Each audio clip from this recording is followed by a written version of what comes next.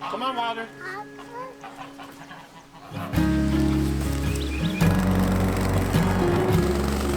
Grab this wire and bring it up to where Justice is. Okay. We need it up there.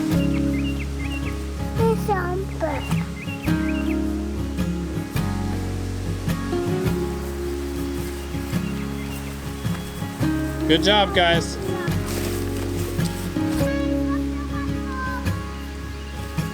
What is that?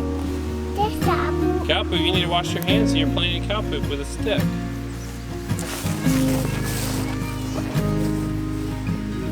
Hey, Waddle, can you put your boots on, Waddle?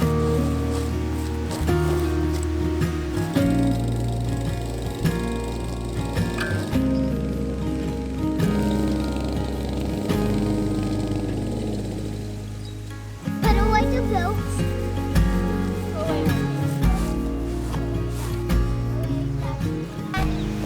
I will bring up the chips. Some of them.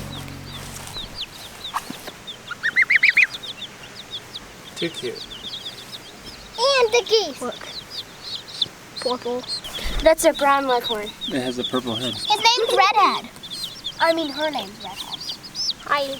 She's so cute. Ow, this one's good one. Daddy wants to see our favorite thing. Hey, come back, Rick. Come back. Hey, tiny. Hey guys, you should go up to the garden because Mom has some plants that you can put in your garden. She has plants for you to plant in your garden. This one seems Can we eat them? We'll go find out what they are. Can we eat them and on see the if you want to wall? plant them in your garden. Everyone grab 2 chicks. Watch, this is how you carry them. Ready? I'm gonna grab this one.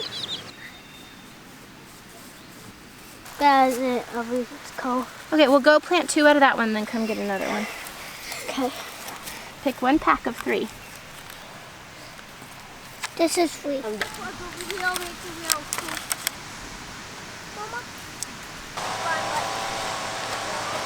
This one was the first one that splattered, and then this one, and then this one, and then this, and then all of these splattered.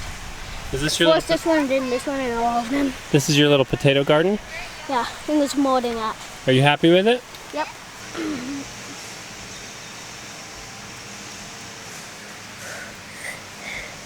What my potatoes look like.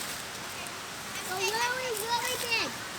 All the weeds have sprung up in the garden, but all the garden plants have sprung up too with all the rain we've had.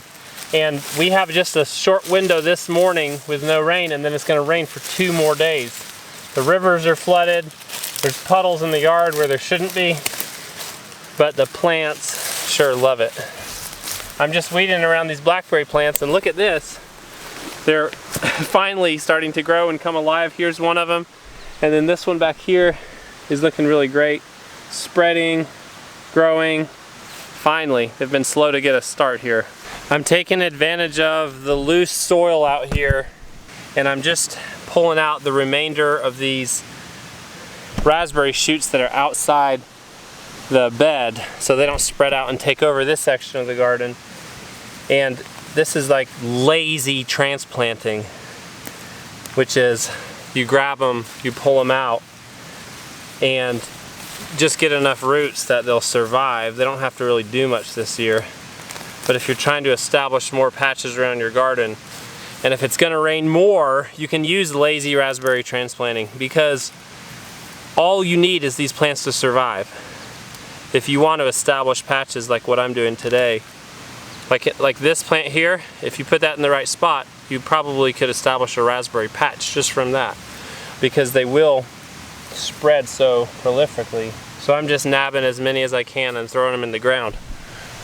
I know it's going to be rainy for at least 2 more days, so this is just about the perfect time to do this. I'm putting them in along the fence on the other side of the garden. This is a kind of half shaded area. I think they'll do fine here. And so right now I have 1, 2, 3, 4 in the ground, but I have about 20 plants that I'm going to put along this fence line.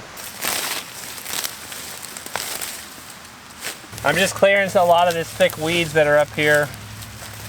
A lot of it's chickweed and other stuff, and I love this. I love this. Look at this. It's just like, you might be saying, what is he talking about? But what I'm saying is this massive life. You can just pull handfuls of it out of the soil. And it won't go to waste. We'll just throw it down around these plants just as a little mulch until they grow up enough that they can just grow right through this mess up here.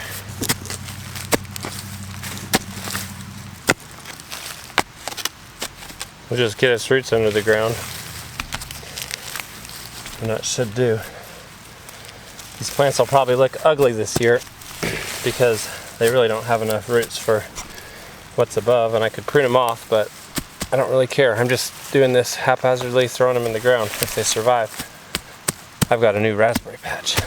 I'm sure you noticed this new tool.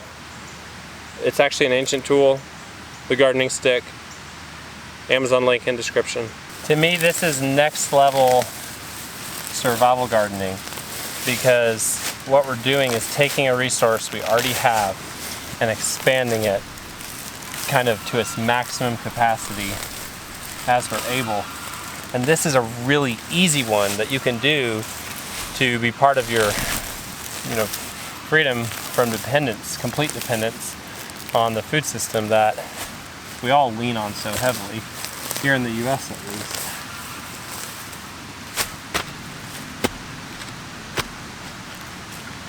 That's the neat thing about raspberries, is they can be expanded, not endlessly, but exponentially. We have given away some raspberry plants and probably started out at least 2 raspberry patches for other families. This spring. I'm putting them close together because I'm not sure those 2 are going to actually make it. And again, we're just mulching with these lush greens that we found growing up here. The rain started. It might be the end of our big gardening day. I'm going to keep putting raspberry plants in the ground a little longer. Bree's still gardening right there. It's raining! She's just ignoring it and planting away. In 2 or 3 years, we'll have double the harvest that we would have if I didn't do this today, just by spreading out raspberry plants for free. Now here's the cool thing. I'm super excited about this. I'm gonna take these raspberry plants and just abandon them in the woods. And I don't mean abandon. I mean, I'm gonna go into this little triangle of woods here, which I've always hoped to turn into kind of a permaculture space. There's a few fruit trees scattered in there, and I'm gonna just stick these in the ground and I'm gonna forget about them. My original plan was doing 3 rows of tomatoes here, but then I read if you planted potatoes there, you can't do that. So now I don't know what to do with this row. So we planted potatoes here last year, so you're saying you can't plant tomatoes there? Yeah, this bed. Let's look at these babies. Amazing. Not amazing. What I've been doing along this fence is moving the mulch back, pulling some weeds, and planting our cucumbers. Yeah, I'm hoping to plant enough to ferment. I don't think we're going to we might pickle some, but I'm not good at pickling. It's always mushy. I'm hoping to ferment. That's my goal. Usually when you make pickles, you would can them in a vinegar brine.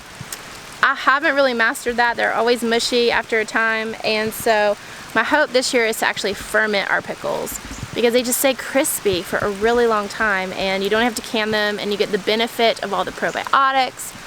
So I'm mostly planting pickling cucumbers. It's a new thing. I'm doing some new things this year in the garden. This is a new thing. And I actually have very little success with cucumbers. I know, that's silly, but I do. So I'm planting these beautiful starts to see if I can get ahead on them. And I think last year the reason I didn't succeed was because of the geese. I think they got my cucumbers last year. I'm trying to remember. I said, there's my hori. I've been looking for it everywhere. I could have used it today, terribly. Where'd you find it? In the garden. In the garden. A viewer bought me that, and I have said thank you, but I'm going to say it again. I love this tool. I'll link it below. Wonderful tool. The garden is exploding with this rain. We've had multiple days of straight rain. The plants are exploding. The weeds, even the weeds that we pulled out, are also exploding. I'm just going to show you a little bit of the magic because it's incredible.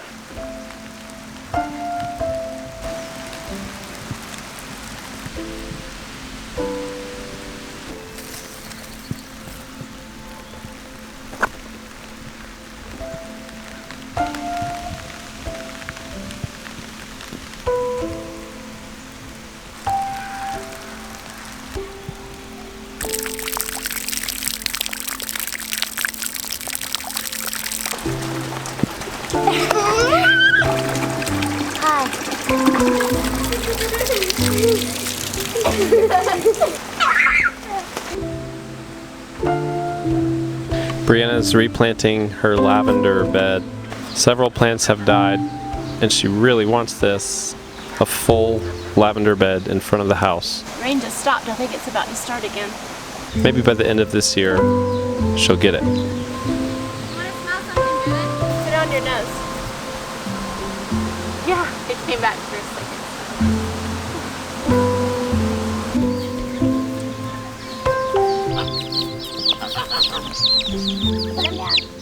This is my horn. Your herd? Yeah. What are they? Chicks. They're the pink-headed chicks.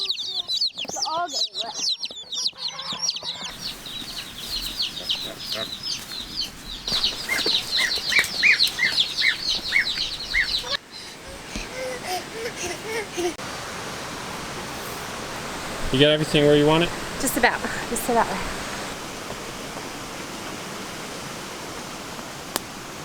There's the red-bellied buttpecker at it again. All right, let's crowdsource this. Has anyone seen that behavior in chickens? Since we got these golden comments, they've been pecking me and us, but especially these pants. Do they peck you? Yeah. They peck pants and boots, anything, incessantly. Have you seen that behavior before? And do you know what it is? So I'd love to hear your ideas, anyone, everyone, because I think it's crazy. I think it's totally nuts. I think the chickens are just half-witted and they just peck you. But I'd love to hear your idea. We are working on Bree's garden again. Oh, by the way, nice t-shirt. Home Sweet Homestead. Link in description. We're working on Bree's garden again, and we put a ton of time into this garden this year. A lot of effort, a load of manure into it. My parents helped us clear it. We put a lot of hours into it, and I guess I have this question for you, Bree. Do you think it's worth it? Why is it worth it? That would be my question. Because it brings me joy. Every time I see it, I feel happy. And it feels good to work in it. And it's beautiful. And it brings other people joy, all of our neighbors, it brings them joy. And relief. And relief. That it's not a mess anymore. But I will have to say, I mean, I'm mostly planting perennials here, so that it's, you know, a one-time cost. And the cool thing about perennials is that, say a couple die, I mean, I'm planting mostly about 5 of everything. And say a couple die, it's okay, because next year I can, like, they'll just spread out. But the really cool thing is, I was at a friend's house once, and as we walked around her whole yard, she's giving me plants. And she's telling me the story of where she got every single plant.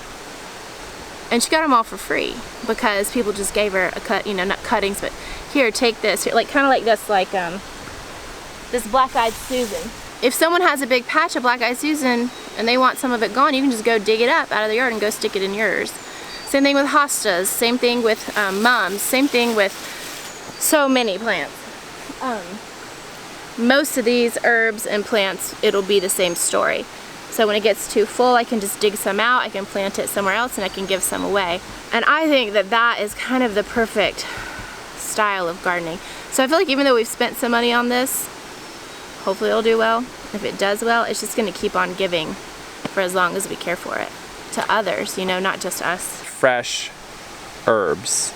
And that's something that you don't really get. Like, you can buy them at the store, but they're so very expensive. It's like a luxury item. But if you grow them on your place, you can invest one time and take care of the bed, and then you can have fresh herbs in your cooking and dried herbs, and it adds a whole new level to just the enjoyment of life and your food. Yeah, and I don't understand why fresh herbs are so expensive, because they grow like weeds. Well, we got about, how many plants? 30 plants to stick in the ground, so let's get cracking.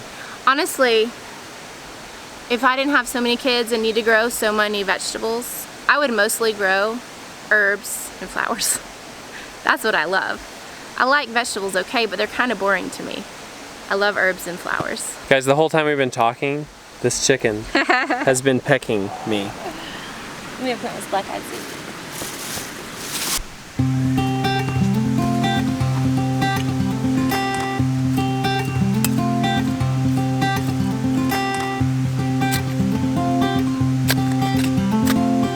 what you're gonna do is you're gonna go like that, okay? Ready? Yeah. That. You did it! Now we're gonna put some dirt around it, see? You're gonna put this mulch all around where the dirt is. Start the dance.